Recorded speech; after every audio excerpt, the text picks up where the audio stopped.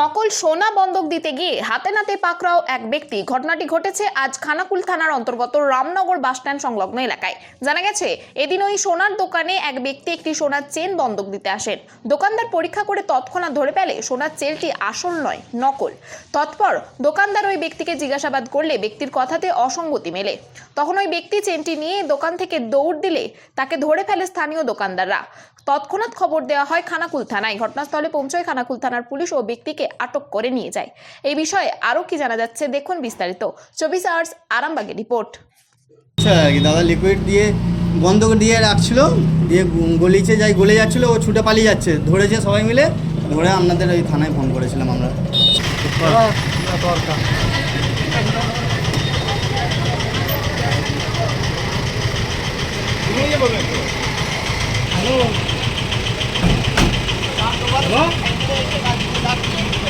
ধরমপুর এখন যে পুলিশ রয়েছে সত্যি কথা চেষ্টা করেছে।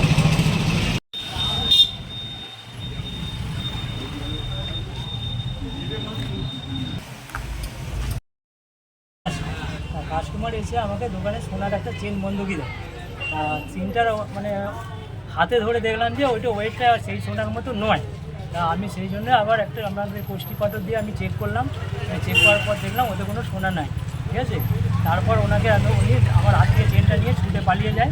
বাইকে বসতে যাওয়ার সময় আমি ওনাকে ধরে ফেলি। ধরার পর ওনাকে ভিতরে ঢুকাই, ঠিক আছে। তারপরে থানায় খবর দেওয়া হয়, থানার লোকজন আসে। উনি কি বললো প্রথম? কি নিয়ে আসছিল? সোনার কি অলংকার না চেন গলার চেন গলার চেন নিয়ে এসে কি বললো আপনাকে প্রথম? না, এটা বন্ধকি দেবো দাদা, এরকম যে কত টাকা আসবে বলুন। তাহলে কি এত মোটামুটি আপনি পয়সা বলুন দাদা, আমি আগে নেপালে থাকতাম 26 বছর, এখানে আছি ধরুন 5-7 বছর। সেই জায়গায় কি এটা নকল সোনা বলে আপনার মনে হয়? হ্যাঁ, অবশ্যই মনে তো হবে, কারণ যেহেতু আমরা এইসব নিয়ে ঘাটাঘাটি করে এসেছি, ঠিক আছে। বা এইসব সম্বন্ধে আমার সব কিছু জানাও আছে, ধরুন একটা টঞ্চ করা বললো, ডিজাইন করা বললো, সেই হিসাবে আমি সবগুলোই জানি। তাহলে কি এখনো পুলিশ ধরে নিয়ে গেছে? এখন পুলিশ থানায় কোন থানায় খবর দিয়েছিল? খানাকুল আপনার নাম কি? তারা আমার এর দোকানটা কোথায়? রামনগর। আর যিনি বন্ধক দিতে আসছিলেন নকল সোনা বলছেন, নদী নতিপুর বলেছিলেন আপনাকে? নাম জানা গেছে?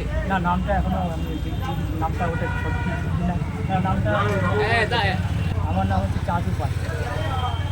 আমার বাড়ি আদিবাড়ি কুমারহাট, আমার এখানেও বাড়ি। রামনগরের দোকান আপনার?